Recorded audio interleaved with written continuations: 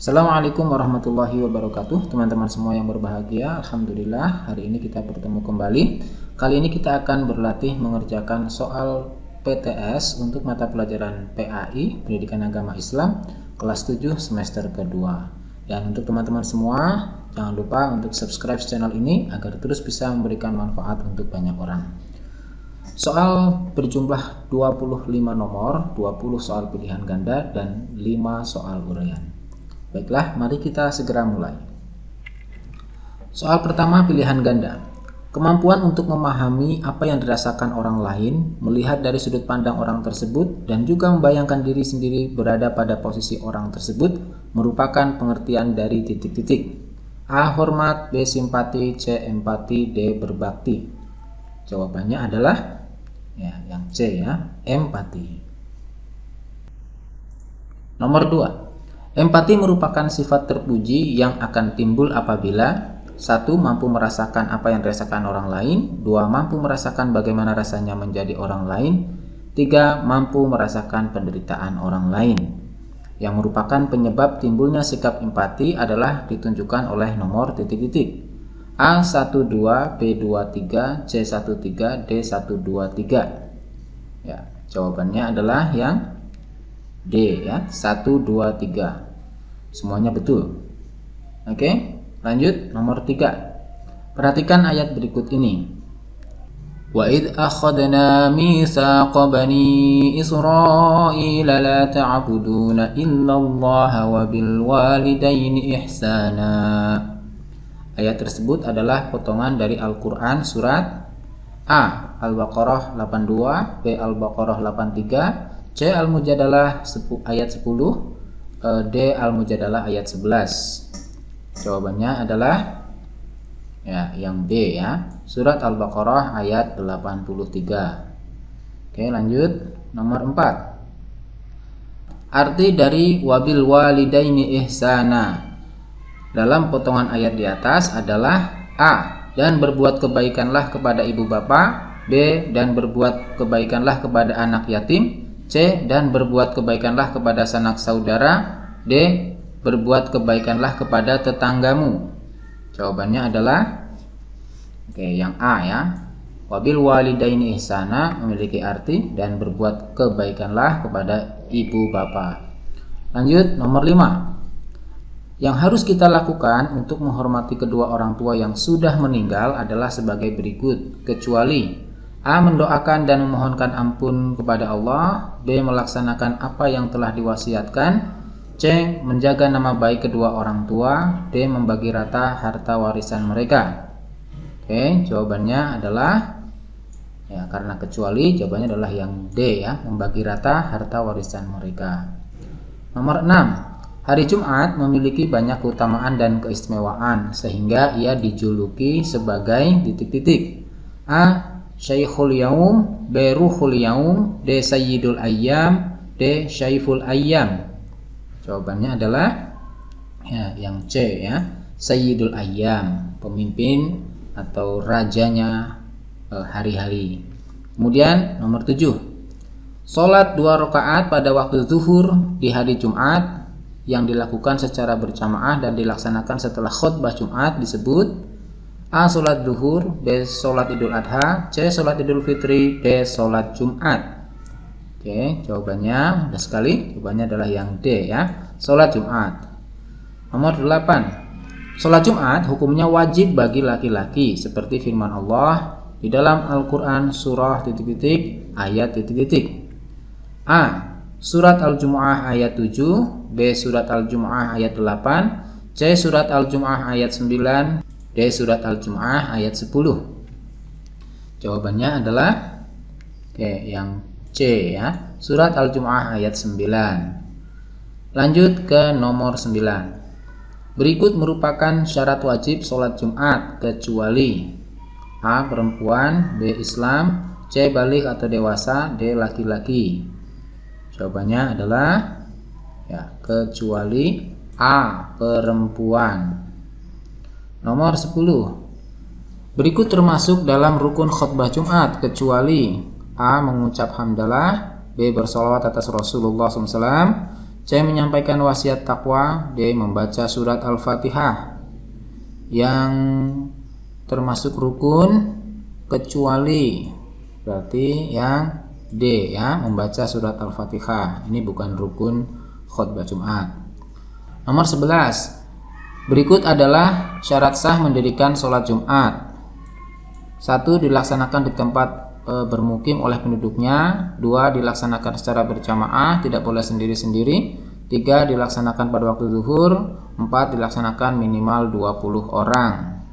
Yang bukan termasuk syarat sah mendirikan sholat Jumat adalah nomor A1, B2, C3, D4. Ya, jawabannya adalah yang D ya, nomor 4. Dilaksanakan minimal 20 orang. Ya, yang betul adalah dilaksanakan minimal 40 orang. Lanjut. 12. Berikut syarat khutbah Jumat kecuali A. Khatib harus laki-laki, jika tidak ada boleh perempuan. B. Khatib harus suci dari hadas besar maupun kecil. C. Khatib harus berdiri bila mampu. D. Khatib harus menutup aurat. Syarat khutbah kecuali, berarti yang A ya, khatib harus laki-laki, jika tidak ada boleh perempuan ya. Khatib harus laki-laki. Nomor 13. Selain syarat khutbah Jumat, ada juga sunnah khutbah Jumat ya, sunnah khutbah Jumat. Di antaranya sebagai berikut kecuali, berarti yang bukan. A. Khutbah dilakukan di tempat yang tinggi atau di atas mimbar. B. Khatib mengumandangkan azan. C. Khatib menghadap ke arah jamaah sholat Jumat. D. Khatib menyampaikan dengan suara yang lantang. Ya, jawabannya adalah yang B ya, khatib mengumandangkan azan. Lanjut. Nomor 14. Perhatikan sunnah yang berkaitan dengan sholat Jumat berikut ini. 1. Mandi. 2. Memakai pakaian terbaik. 3. Memakai wangian. Kemudian 4. Memotong kuku. 5. Menunggu azan baru pergi ke masjid. 6. Mengobrol sebelum khatib menyampaikan khutbah Jumat.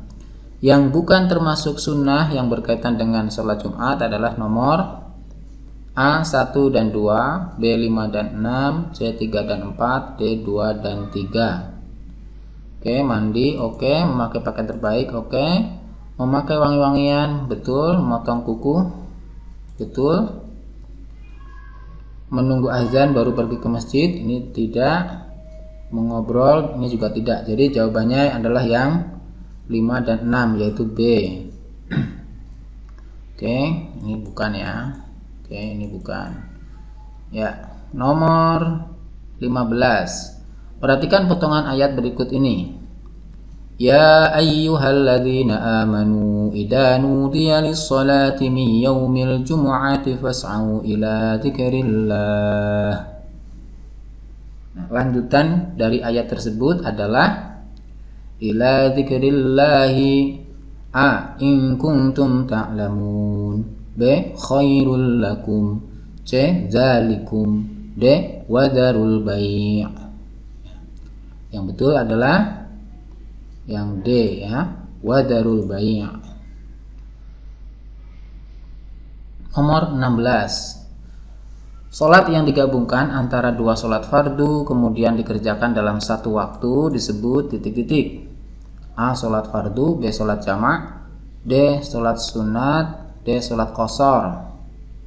Jawabannya adalah ya, salat jamak ya. Salat yang digabungkan antara dua salat fardu. Oke, kemudian nomor 17. Salat jamak yang dilaksanakan pada waktu salat yang kedua disebut A. Jamak takhir, B. Jamak takdim, D. Salat qashar, D. Salat qada. Ya, jawabannya adalah yang A ya, jamak takhir. Baik, lanjut ke nomor 18. Berikut syarat melaksanakan sholat jamak kecuali A. Sedang dalam perjalanan jauh atau safar ya. Kemudian B. Bukan merupakan perjalanan untuk hal yang maksiat. D. Sedang dalam keadaan lapar karena puasa. D. Melakukan setelah keluar dari batas desa. Ya, jawabannya adalah kecuali yang C ya, sedang dalam keadaan lapar karena puasa. Ini bukan syarat melaksanakan sholat jamak. Nomor 19. Berikut yang bukan syarat sah sholat qashar adalah A. Jarak perjalanan sekurang-kurangnya 16 farsakh. B. Tujuan bepergian tidak dimaksudkan untuk maksiat. C. Sholat yang boleh diqashar adalah sholat yang berjumlah 4 rakaat. D. Menunaikan niat sholat qashar 4 rakaat. Jawabannya yang bukan syarat sah sholat qashar adalah yang D, ya, menunaikan niat sholat qashar 4 rakaat. Lanjut. Nomor 20. Berikut merupakan waktu sholat yang bisa dijamak adalah titik-titik. A. Maghrib dan subuh. B. Maghrib dan isya. C. Subuh dan zuhur. D. Asar dan maghrib. Jawabannya adalah ya B, ya, maghrib dan isya. Oke, lanjut. Berikutnya soal uraian nomor 21. Sebutkan contoh sikap empati terhadap orang lain dalam kehidupan sehari-hari. Sikap empati contohnya. Jawabannya 1. Berbagi kepada orang yang mengalami kesusahan. 2. Menolong orang lain yang mengalami kesulitan. 3. Menjenguk teman yang sakit. 4. Membagikan rezeki kepada orang yang membutuhkan. Ini contoh sikap empati. Lanjut nomor 22. Cara untuk menghormati kedua orang tua ketika mereka masih hidup dapat diwujudkan dengan perilaku apa saja? Jawabannya, contohnya adalah 1. Memperlakukan kedua orang tua dengan hormat dan sopan. 2. Selalu membantu pekerjaan mereka. 3. Apabila nasihatnya baik harus diikuti. 4. Membuat mereka bahagia. Lanjut nomor 23. Sebutkan sunnah yang dapat dilaksanakan sebelum sholat Jumat dimulai. Oke, sunnah yang dapat dilaksanakan sebelum sholat Jumat. Jawabannya 1. Mandi. 2. Memakai pakaian yang bagus. 3. Memakai wangi-wangian. 4. Datang ke masjid lebih awal. 5. Melaksanakan sholat tahiyatul masjid. Nah, ini diantara hal-hal yang bersifat sunnah yang dapat dilakukan sebelum sholat Jumat. Nomor 24. Sebutkan apa saja hikmah dari sholat Jumat. Jawabannya, hikmah dari sholat Jumat antara lain 1. Untuk menambah syiar agama Islam. Nomor 2. Sebagai mau'izah hasanah, yaitu petuah kebaikan. Kemudian nomor 3. Untuk merekatkan silaturahim orang mukmin dengan yang lainnya. Yang keempat, mempersatukan kaum muslimin dengan dasar kasih sayang. Ini diantara hikmah sholat Jumat. Nomor terakhir, nomor 25. Sholat apa saja yang bisa dijamak dan sholat apa saja yang bisa diqashar? Ya, jawabannya adalah sholat yang boleh dijamak adalah sholat zuhur dengan asar dan maghrib dengan isya. Ya, tidak boleh dibolak-balik.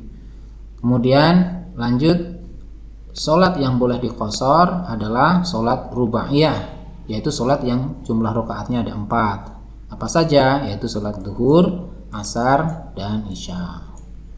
Nah, demikian teman-teman semuanya latihan soal PTS kita pada kesempatan kali ini untuk mata pelajaran PAI. Semoga video ini bermanfaat. Assalamualaikum warahmatullahi wabarakatuh.